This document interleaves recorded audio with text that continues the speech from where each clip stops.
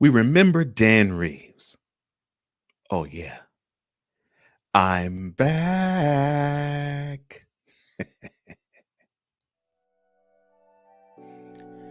Go Sports returns with On the Daily.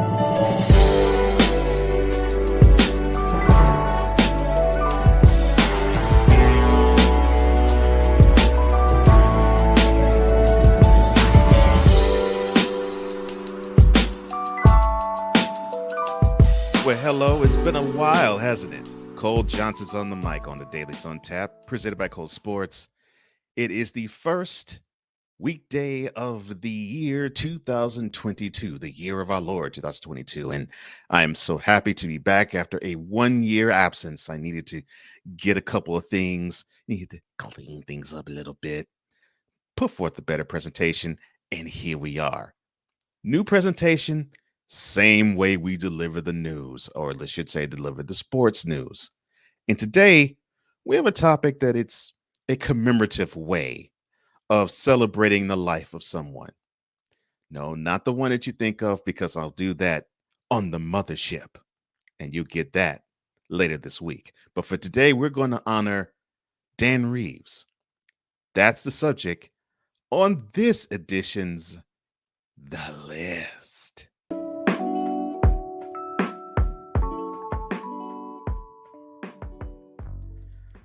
All right, and it's as simple as this. We're going to list off the 5 reasons why Dan Reeves, yes, the former Broncos, Giants, and Falcons head coach, is important to the legacy of the NFL.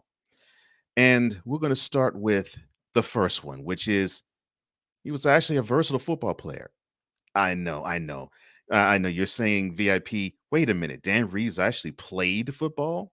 Yeah, he played football. He actually played both ways. He was a safety on defense.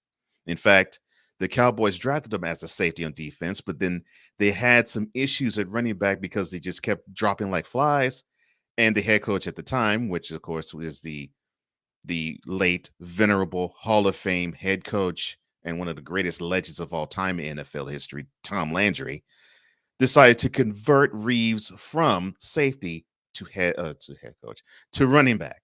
And it worked just fine because he ended up contributing so well that he ended up spotting some time at running back, and he helped take the Cowboys to a Super Bowl victory in Super Bowl VI.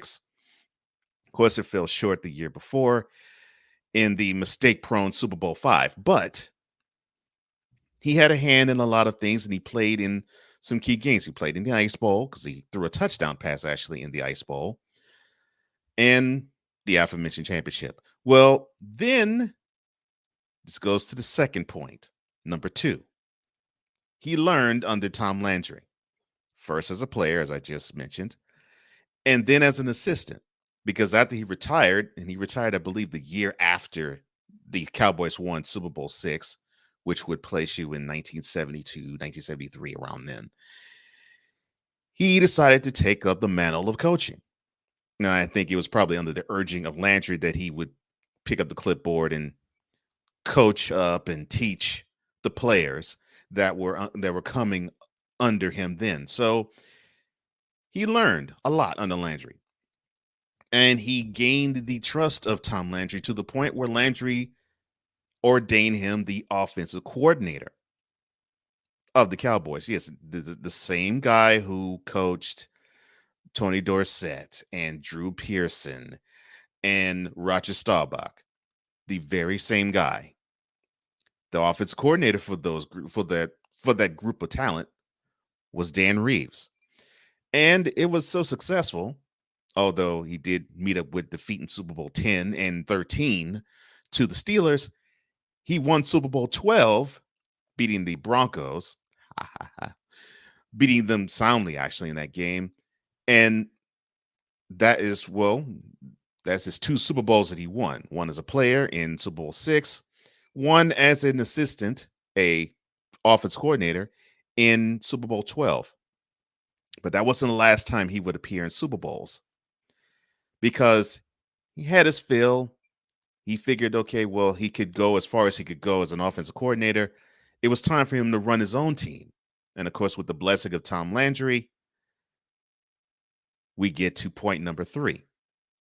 He tutored and guided players like future Pro Football Hall of Famer John Elway. So I mentioned that he beat the Broncos as an offense coordinator for the Cowboys. Well, he eventually took over the reins of the Denver Broncos in the early 1980s. And he found success in that decade. In fact, taking them to 3 Super Bowls that year.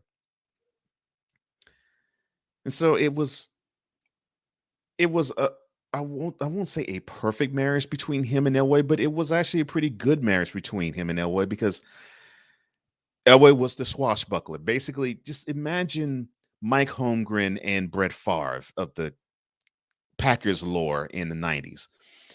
In Holmgren, you had a guy who he did loosen up a little, but he basically wanted things straight as an arrow for the most part. Brett Favre was a guy that was hang on by the seat of your pants and excitement overload. And Holmgren had a lot of stress trying to rein in trying to rein in Favre. And then finally, when Favre got the message, he started to win MVPs and then he started to win Super Bowls. A similar, but not necessarily exact same approach took place between Elway and Reeves, where Elway had his way of wanting to do things, and he was more of a risk taker. Whereas Reeves, he took the approach of been there, done that, wearing the t-shirt, or in this case, at the time, wearing the suits. And he wanted Elway to sort of tighten it up a little bit, be a leader of men, so to speak. So it took finally in they drafted in 1983. It took in 1986 finally when, of course, he led them on the drive to beat the Browns in the AFC Championship game that year, and of course that they went on to lose in Super Bowl 21 to the eventual champion Giants. Then the next year they got beat by the Washington football team, because that's what they were not known then, in Super Bowl 22, and then of course, as you know, there was the 4 touchdown performance in the second quarter, 5 touchdown overall performance of Doug Williams. And then 2 years after that, Super Bowl 24, it was, of course, the 5 touchdown performance. In my opinion, the best game that Joe Montana ever played. That Super Bowl drubbing of 55-10. This leads me to point number 4. Now, he was a winner everywhere he went. And I mentioned his offense coordinator record with the Cowboys. I just mentioned the three Super Bowl trips with the Broncos. We also took the Giants to 2 playoff trips in the early 1990s. People, I think, gloss over the fact that he was a Giants head coach. But yeah, he had a chance to be in the Big Apple under the Maras and did a decent job. I won't say he did a great job, but he did a decent job there. But to me, it was when he was a Falcons head coach, when he was there in the late 1990s, and his second year to me was the year that I took notice of him. And I don't mean I didn't take notice of him in the 80s with the Broncos. I knew about Dan Reeves then, but I didn't know the type of quality of man Dan Reeves was until 1998, when he was the head coach of the Dirty Bird Falcons team. And yes, this was a team that had a really good year. I mean, they went 14-2. Most years that would have been the number 1 overall seed in the NFC, but of course they had to meet up with the 15-1 Vikings at the time, and they played, to me, one of the greatest NFC championship games ever. And they won that game on a Martin Anderson field goal in overtime to seal the deal, went on to the Super Bowl. And of course, unfortunately, they lost. And in an ironic twist of fate, he lost to the Broncos, who was quarterbacked by John Elway. In fact, it was his last ever NFL game that he played. So you had a man who was so beloved by this team, and this actually goes into point number 5. He was a man that you just simply couldn't help but love. And during that season, he had a quadruple bypass surgery, and the team galvanized a lot of their efforts in the name of Dan Reeves. And then Reeves hurried up, he got back, and it seemed to bond the team even further. And that is when I really did fall in love with Dan Reeves. Wonderful, wonderful head coach. I know he didn't have the record like John Madden or Vince Lombardi or Bill Belichick, but his stamp was there because he wanted to take a lot of the things that he learned under Tom Landry and implement them in his own way. You know, the Rome, Georgia born, Atlanta, Georgia living Reeves. That's what he wanted to do. And he succeeded to varying degrees. So to recap, the 5 reasons why Dan Reeves meant so much to the National Football League. Well, 1, he was a versatile football player. He was a quarterback in college. I forgot to mention that. He was a safety drafting in the NFL, and he was a running back converted from safety. Number 2, he learned under Tom Landry, first as a player, then as an assistant, then as an offensive coordinator, because Landry had a lot of knowledge defensively, and he taught Reeves a lot of that and how to counter a lot of stuff offensively. Number 3, he tutored, guided, and led Pro Football Hall of Famer John Elway. In fact, a lot of those 50,000 yards that Elway threw for was under the tutelage of Reeves. Number 4, he was a winner everywhere he went. First with the Cowboys as offense coordinator, then in the head coaching stints with the Broncos, Giants, and Falcons.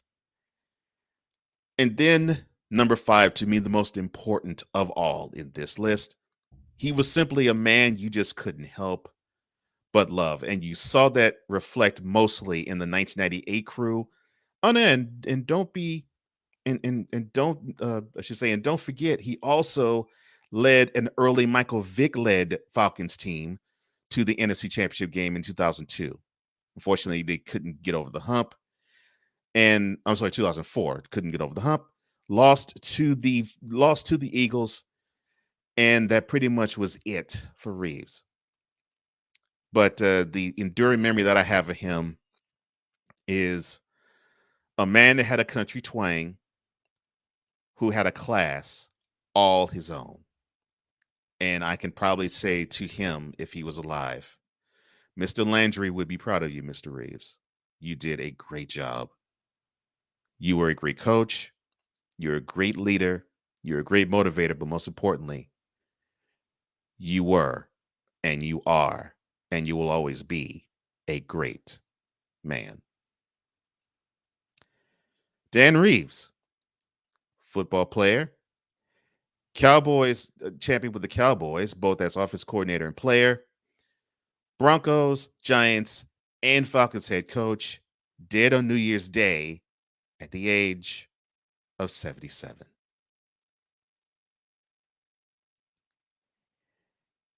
And that is today's The List.